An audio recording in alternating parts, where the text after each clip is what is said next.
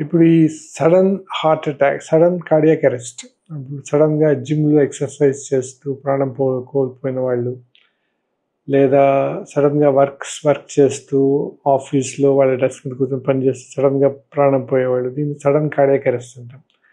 ఈ sudden cardiac arrest వచ్చిన వాళ్ళలో 90% సడన్ హార్ట్ అటాక్ రావడం వల్లనే.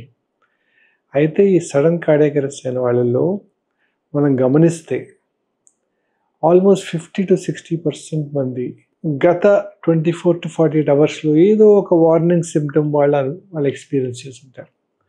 కొంచెం గుండెలో మంట రావడం గానీ, గుండె నొప్పి రావడం గానీ, ఆయాసం రావడం గానీ, వాళ్ళు సాధారణంగా నార్మల్‌గా చేసే పని చేయలేకపోవడం గానీ, నార్మల్‌గా 2 అంతస్తుల మెట్లెక్కిన వాళ్ళు ఒక అంతస్తు కూడా ఎక్కలేకపోవడం, ఇటువంటి కొన్ని సూచనలు దాదాపుగా సగం పైగా ఈ వ్యక్తులకి 24-48 అవర్స్ ముందుగా ఒక వార్నింగ్ సిగ్నల్‌గా వాళ్ళకొస్తుంది.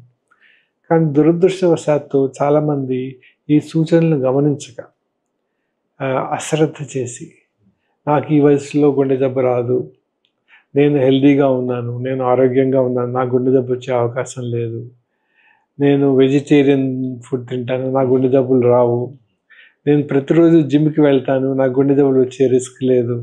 ఇలా అనుకోని ఇటువంటి అపోహ వల్ల, గుండె జబ్బులు అశ్రద్ధ చేయటం వల్ల, వాళ్ళు వైద్య సహాయాన్ని పొందకపోవడం వల్ల, టైమ్లీ మెడికల్ హెల్ప్‌ని వాళ్ళు సెర్చ్ చేయకపోవడం వల్ల ఈ సడన్‌గా హార్ట్ అటాక్ వచ్చి కార్డియాక్ అరెస్ట్ అయ్యి వాళ్ళు ప్రాణాలు కోల్పోయే ప్రమాదం ఉంటుందన్నమాట. మీరు తీసుకునే అదే మందులు, అదే నాణ్యమైన మందులు మెడ్ ప్లస్ బ్రాండ్స్ పై సగం ధరకే.